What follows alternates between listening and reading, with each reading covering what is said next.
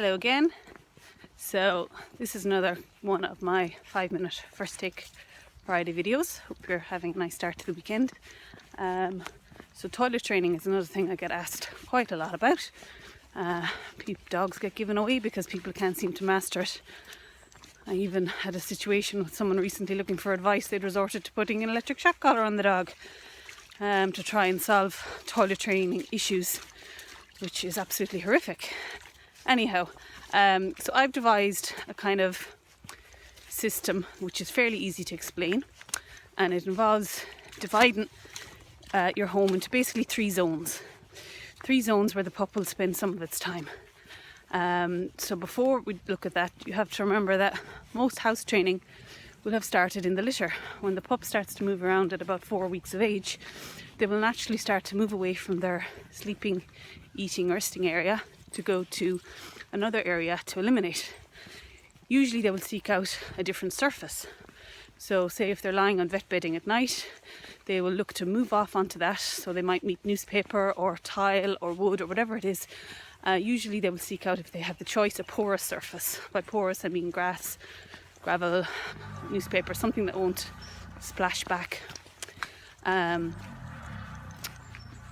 So it's really surface discrimination is what the pup is learning from a very early age. So once you have an awareness of that, you can apply that in the real world. So zone 1 is your short-term confinement area. So this would be your smallish crate. Crate training is hugely valuable for toilet training. Sets the dog up for success. Cassie, come. Sets the dog up for success. Good girl. Alright, now I thought there was somebody here. I don't know what she was actually looking at. Sets the dog up for success and means has other valuable tools for keeping your pup away from chewing things and all that kind of thing. So anyway, that's a whole other issue. But your small crate, it means that you're confining your pup onto that resting area where they're naturally not going to want to pee and poo in. So you would not confine a young pup in there for any bit longer than an hour. And you would only put them in there after you were sure they had gone pees and poos and they were naturally tired anyway. But once they're in that small area and you're within earshot, there's a pretty good chance they're not going to pee and poo. So that's your first place, that if you can't supervise them, you need to go in the shower, you need to go away for 20 minutes. That's where you're going to leave your pup once he's already toileted and peed and pooed. So then that's zone 1. Zone 2 is going to be your long-term confinement area. So if you have to go to work, leave your pup at home for maybe 4 or 5 hours, you want to have set up an area where the pup can go to the toilet. He's not going to be able to last for all that length of time. So this can either be set up inside or outside depending on your situation. So if you're able to, and it's safe to do so when you can leave your pup outside, you can just have, grass area, and then whatever kennel you have your food and your bowls and your toys left around the kennel area.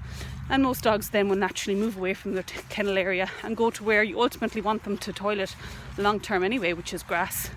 So that is the most ideal if it's safe to do so, and depending on the age and the weather and all that of the pup. The other thing you can do is set up a puppy pen or even a small room like utility that the dog has nothing he can chew on, so it's safe. And you can set up 2 areas. So you can have your sleeping area, which is similar to a short-term confinement area. Even that crate will do. You could have, puppy pens around that crate so he can come out, go to the toilet and pop back into the crate. So very important then, once you come home and you've cleaned up, the cleaner you use is really important. You want to use a cleaner that is going to remove the smell of urine. A lot of the commercial cleaners have ammonia in them, and they won't clean the area fully, and the dog will be attracted back. Also, when the dog is wandering around, which is zone 3, we'll come to that in a second, you can't allow them to have access back into that area, because if you haven't cleaned up properly, the smell will still be there and the puppy will be learning the wrong thing. Third area then is when you're out with the puppy and you're supervising and actively teaching the pup.